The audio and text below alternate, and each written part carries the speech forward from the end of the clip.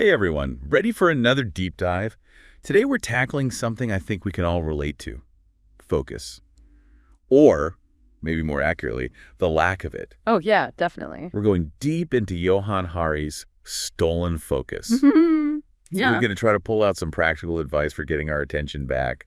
Maybe build some better mental well-being along the way. Seems good. I think Hari's take on this is really interesting.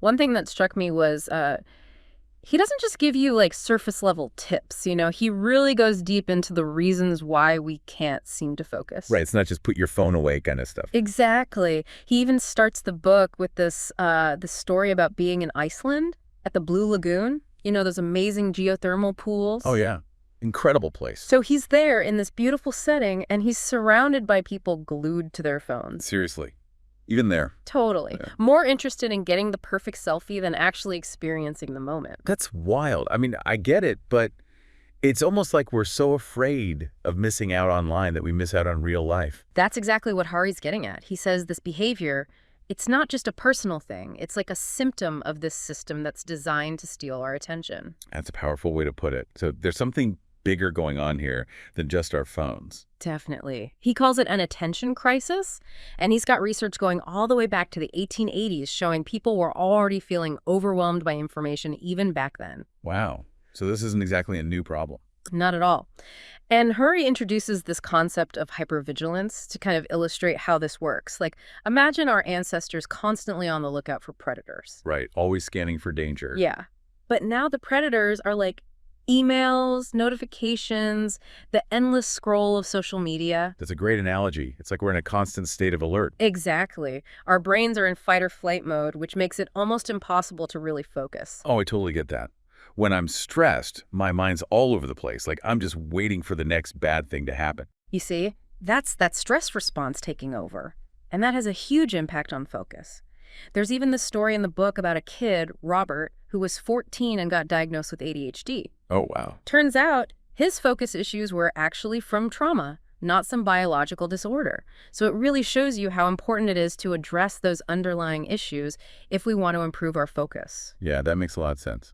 Okay, so stress is a big factor. What else is stealing our attention? Well, this one might not be a surprise. Lack of sleep. Apparently, something like 40% of Americans are chronically sleep deprived. Seriously. 40%. Yep. And Harry actually compares being awake for 21 hours straight to being legally drunk. That's how much it affects your brain. Wow, 21 hours. It's basically most of us walking around like we've had a few too many. Pretty much. And it's not just your immediate focus that suffers. Lack of sleep messes with long-term thinking, memory, even creativity. Yikes. So sleep deprivation is basically sabotaging our mental well-being in the long run. It is. And that's why Hari spends a lot of time in the book talking about solutions. How to reclaim our focus, how to build a healthier relationship with technology. Okay, that's what we want to hear. So we know it's stealing our focus. Now let's talk about getting it back. What does Hari recommend? One of the coolest things he talks about is this idea of flow state. It's a term from this psychologist, Veli Csikszentmihalyi. Basically, it's that feeling of being totally absorbed in something, where time just flies by. Oh, yeah, I know exactly what you mean. Like when I'm writing, I can get so lost in it, I completely lose track of time. Exactly. And Hari says that finding these flow states, it's essential for getting our focus back and for our mental well-being, too. He even talks about how he rediscovered flow by going completely offline. Wait, seriously? Like no internet at all? Yep. Went to Provincetown, no phone, no internet, just him and his writing. Wow, that's commitment. I can see how that would force you to be more present, though. It's a pretty extreme example, but it shows how powerful it can be to disconnect. But it doesn't have to be that drastic, Hari says we can find flow in everyday stuff, too, as long as it's something we enjoy, something that challenges us just enough. So it's about finding those things that make you lose track of time, those things that make you feel, I don't know, truly alive. Exactly. What are some things you do that make you feel that way? Well, besides writing, I love getting lost in a good book. Mm-hmm. Just turning the pages, getting immersed in another world. Perfect example. Reading, especially physical books, it's like a workout for your attention muscles. You have to slow down, focus on one thing at a time. Hari even says that reading literary fiction specifically can make you more empathetic because you're putting yourself in someone else's shoes. That's interesting. So reading more is not just good for focus, it's good for your emotional intelligence too. Right. And it doesn't have to be reading. Anything that makes you slow down, engage deeply, it can help. Gardening, playing an instrument, even just having a good conversation. Speaking of conversations, it feels like those are getting harder and harder these days. Everyone's so distracted, always on their phones. You're telling me. That's another thing Hari talks about, how technology is affecting our relationships. That constant presence of devices, it's eroding our ability to connect on a deeper level. It's like we're together, but not really present. Exactly. And that lack of real connection, it takes a toll on us. We need that face-to-face interaction. So what can we do? Hari says we need to set boundaries around technology, especially during social gatherings. Like put your phone away at dinner or have certain times that are device-free. Exactly. It might feel weird at first, but it shows that you value the people you're with. And you might be surprised how much more you enjoy the conversation. I'm definitely going to try that. It's so easy to just mindlessly scroll when you're in a group. It is. But making that conscious choice to be present, it makes a big difference. And it's not just about social stuff either. Hari also talks about how important it is to have time for solitude, time for reflection. You mean like just be alone with your thoughts? Yeah. He says those quiet moments, when you're not bombarded by stuff, they're essential. That's when you process information, make sense of things, come up with new ideas. So it's not about being on all the time. We need those moments of stillness. Exactly. And those moments, that's when you can tap into your creativity. Hari even suggests things like meditation, mindfulness, or just being in nature to help create that mental space. So it's not about getting rid of technology entirely. It's about finding a balance, using it more intentionally. I like that. That's a good way to put it. It's about taking back control, choosing how you spend your time, your attention. So we've got flow states, genuine connection, carving out time for ourselves. What other advice does he have? This might seem obvious, but he really emphasizes sleep, calls it the foundation of focus. Even a little sleep deprivation can have a big impact. We talked about that a little before, but yeah, it's worth repeating. Sleep is so important. It is. And it's not just about how much you sleep. It's about quality, too. Hari says to make a regular sleep routine, have a relaxing bedtime ritual, avoid screens before bed. Okay, so no more scrolling in bed. Guilty is charged. Yeah, that's a tough one to break. But it can make a huge difference. Better sleep, better focus, stronger mind. I'm starting to see a pattern here. A lot of this is about slowing down, being more intentional, putting our well-being first. You got it. And it's not just about what we do individually. It's about how we think about technology as a society.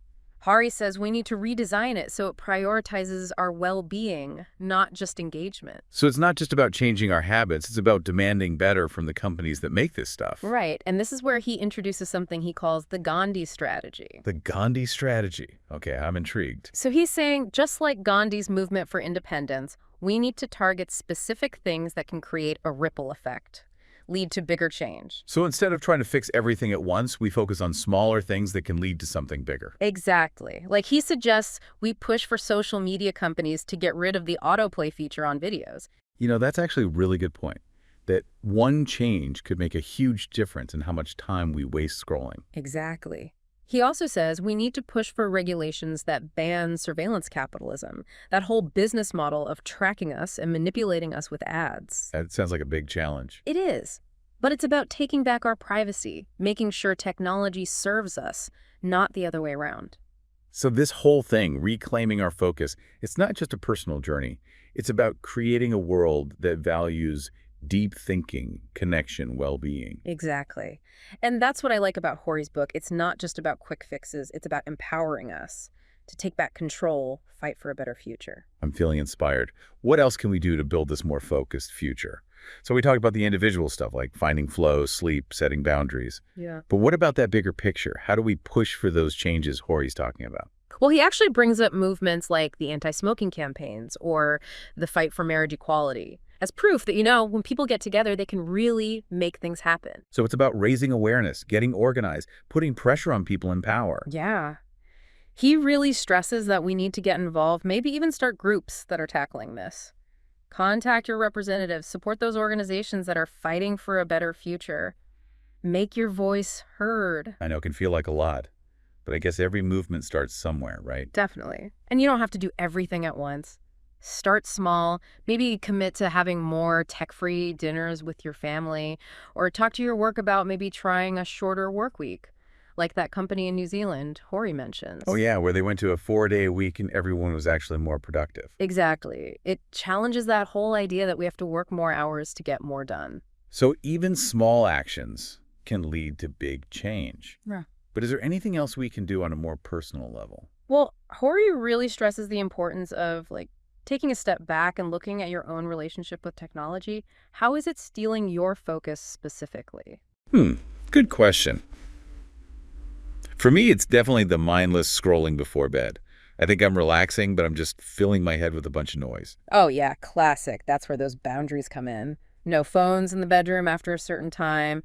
Maybe use one of those apps that limit your time on social media. I've tried those apps, but I always end up caving. What if you just, really love the internet? Harry gets that. He's not saying we have to completely ditch technology. It's more about intention. So instead of just passively consuming, choose what you want to engage with. Maybe set aside specific times for browsing, and the rest of the time, focus on those things that bring you into that flow state we talked about. So less scrolling, more creating, more connecting, more actually doing things. Yes, things that energize you, things that challenge you, things that bring you joy. Could be anything. Painting, music, learning something new, volunteering. This whole conversation has been a great reminder that reclaiming our focus, it's not just about productivity hacks.